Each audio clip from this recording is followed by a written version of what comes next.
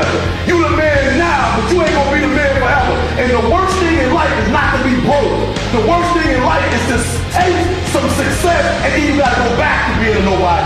That's hard. I'm gonna say it again because I wanna make sure you catch it. It's one thing to be broke, but you do. Pick with the second pick in the 2012 NBA draft, select Anthony Davis. The Charlotte Bobcats select Michael Kidd-Gilchrist. It is the first time ever that the top two picks in the NBA draft have come from the same school. Bradley Beal celebrates his 19th birthday, an emotional moment for Dion Waiters. I ain't stopping for nobody. I got work to do and I'm gonna do it. The best. I'm not the brightest.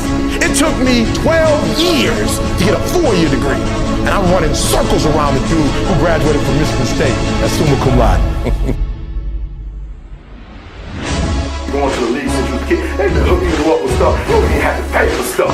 Like stuff you should have had to pay for. You didn't have to pay for because they knew you was coming to the league. And now what happens is you're going to face some adversity out there that mama can't get you out of. That daddy can't rescue you when you get out there in game 5. He can't rescue you. When you on the free throw line, you by yourself. You by yourself and you in their territory. And the crowd is chanting, mama can't save you now. Daddy can't save you now.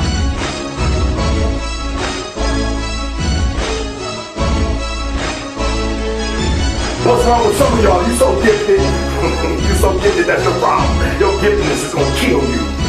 Because while you gifted, what you gotta understand is, gift will only take you so far. You gotta have heart to win a championship. To go to the finals, it's gotta be more than just this and this. It's gotta go from here and here. Because everybody say we wanna win it all. Everybody say they number one. We gonna be number one. You gotta hear, but some of y'all ain't gotta hear. And it ain't until you get it here that you become a champion.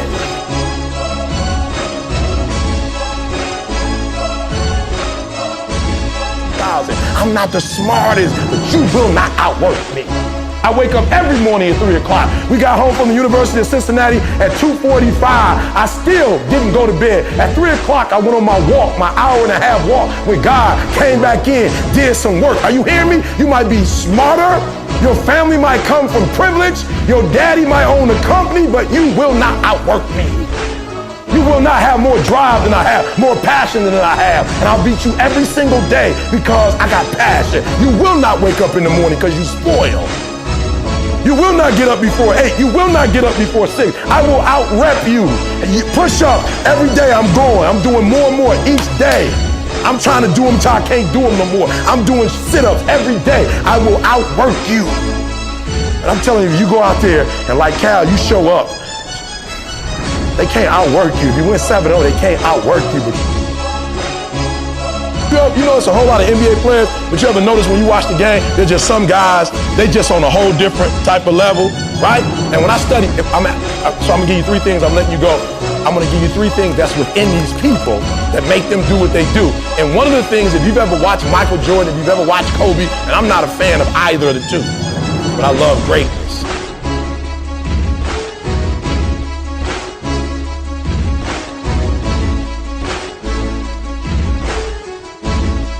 You ain't the only one doing what you're doing. And there's some kid who didn't get to come here, and he's pissed that he didn't get to come here. He thought he should be here too, and guess what he's doing?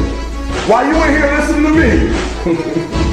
Why you getting your shoes? Why you getting your Michael Jordan gear? Why you feeling like, yep, I made it. I'm one of the top 20, baby. There's some kid who didn't get to make it. And right now, he's trying to take your spot. Right now, he said, yep, he beat me to the Classic, but I get him in the NCAA.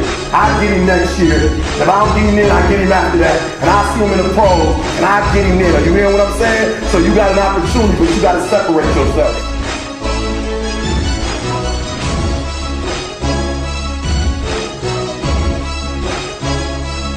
And so I'm telling you that listen to me very closely. My sweetest commercial that MJ did. You know the commercial where Michael just talking about how he made the game look. He apologized for making it look so easy.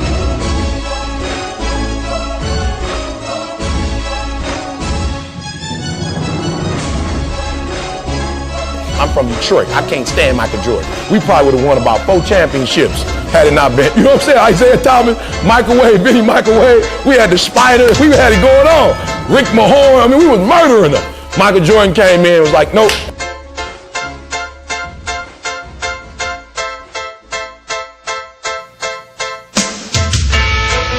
I'm telling you, don't get from the sea thing.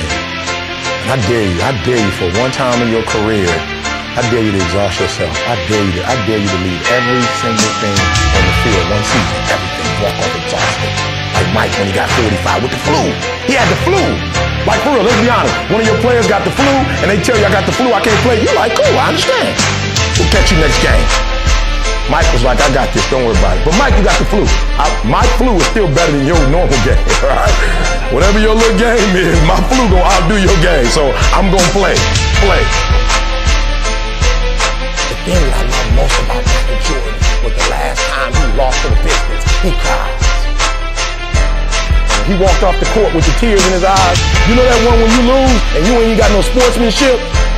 You know that one? Normally, you know, you lose, you just man up. You don't want to shake their hand, but you do it anyway because that's a part of the game. But when you get so tired of losing, when you get pissed, when you can't take losing no more, you lose the whole little shaking the hand and you just walk off. And Mike walked off with a tear in his eye. And let me tell you something. He walked off and said to himself, this will be the last time the Pistons ever beat me again.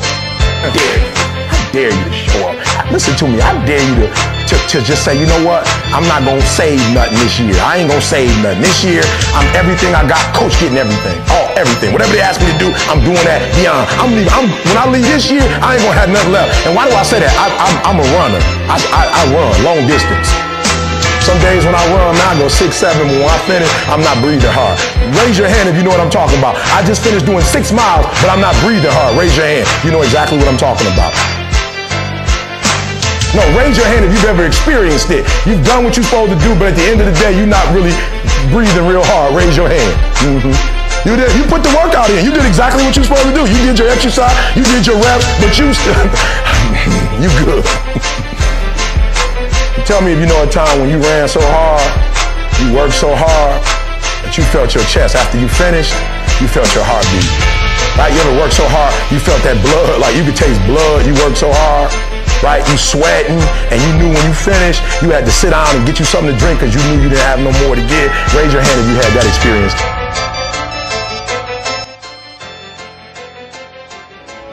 It's all about desire. You just got to come out here and do what you got to do. We wanted it real bad, you know, and me as the leader, I had to come out and do my best. Somehow I found the energy, just stay strong. I wanted it really bad.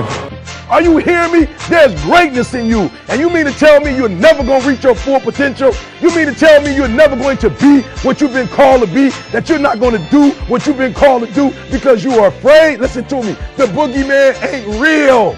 That's why I need you to understand that you can have it. For real, you can have it. But it's going to be a fight. And if you're willing to put up the fight, I'm telling you, at the end of the fight, it's going to come victory.